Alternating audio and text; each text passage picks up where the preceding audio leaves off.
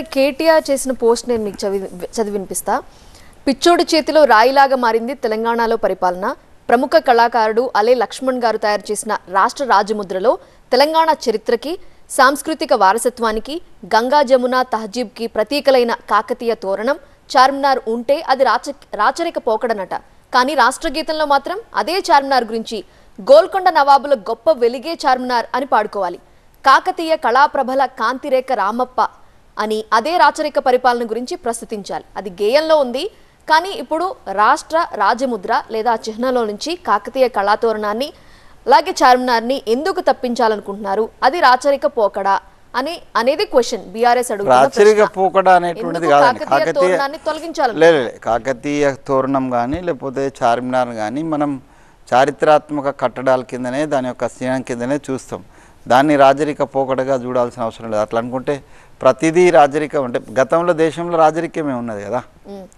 ఇప్పుడు మనం రాకముందు, మన ప్రజాస్వామ్యం రాకముందు సో ఈ దేశంలో చాలా దేశాలలో రాజరికం ఉన్నది. సో అట్లానే ఆ రాజరికకు సంబంధించినటువంటి ఆనవాళ్ళన్నింటినీ కూడా తూర్పేసుకోలేం కదా. అది చరిత్రను తూర్పేసేటువంటి హక్కు ఎవరికి లేదు.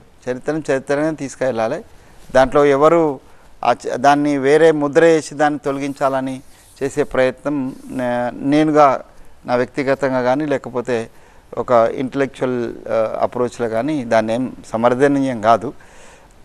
కాకతీయ తోరణాన్ని మనం ఎన్నో చోట్ల ఉపయోగించుకుంటున్నాం, ప్రతి చోట్ల ఉపయోగించుకుని అది రాజరికంగా నేనేం భావిస్తలేను.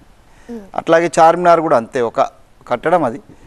అది గోల్కొండ నవాల్ బోయిన్లో ఇప్పుడు మనం వచ్చినాం.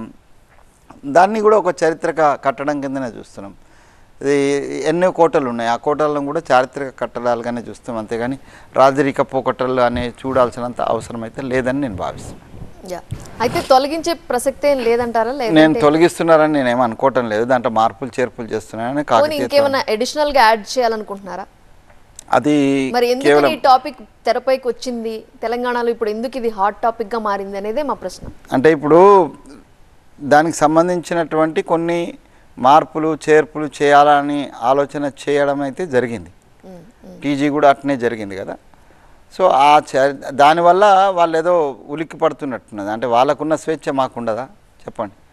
వాళ్ళకి ఏదైతే స్వేచ్ఛ ఉందో, ఇప్పుడు నేను రాజరిక దానికి సంబంధం అంటే రాచకొండ అనేటువంటి ఒక అది జోన్ తీసుకొచ్చారండి.